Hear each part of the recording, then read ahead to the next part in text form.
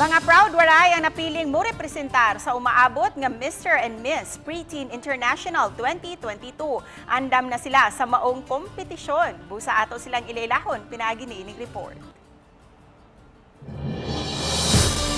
Way kabutangan ang excitement sa ato mga pambato sa umaabot nga Mr. and Miss Preteen International 2022 nga sila Von Justice Zabala ug Lorraine Basol. Ipahigayon ang mga kompetisyon sa Bangkok, Thailand karong Marso 21 hangtod Marso 27 ning tuiga.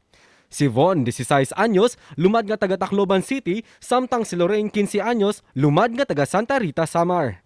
Mipaubos na sila og mga training ilabi na sa usa sa mga giatangan matag tuig ang Q&A portion. Gani sa atong morning program sa GMA Regional TV Live, atong gisukod ang ilang kabansay sa Q&A portion. Si Mr. Preteen International Von Justice Zabala mipadayag sa imbaruganan kung aduna ba siya usbon sa kasaysayan. If I could change something in the history, I would definitely change the devastation of Yolanda in our region. In Eastern Visayas, specifically in our city, Tacloban City, I've seen a lot who lost their loved ones. And I experienced how that calamity destroyed the dreams and future for the people who failed to survive. And I pray that it will not happen again. Samtang si Miss Preteen International Lorraine Basol, game na game usab sa pangutana, kabahin sa natampo sa beauty pageant sa kasamtangang sitwasyon sa kalibutan.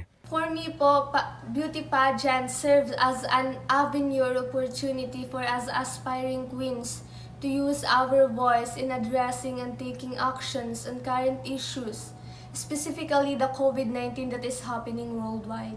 Gawa sa tinguha nga maangko ng titulo o makahatag og dungog sa atong nasod, sila nang hinaot usab nga mapalanog og madungog ang ilang advokasya kabahin sa pagpanalipod sa kalikupan. My advocacy is all about spreading awareness about environmental protection. Bisan pa man sa ilang pangidaron, dayag ang ilang tinguha sa pagsalmot sa mong kompetisyon ug mao kini ang pagdasig sa kabatan-unan nga manginlabot sa pag-amping sa kinaiyahan. Kauban si Clans Gabutin, ako si Mark Regia Belia. Balitang Bisdak.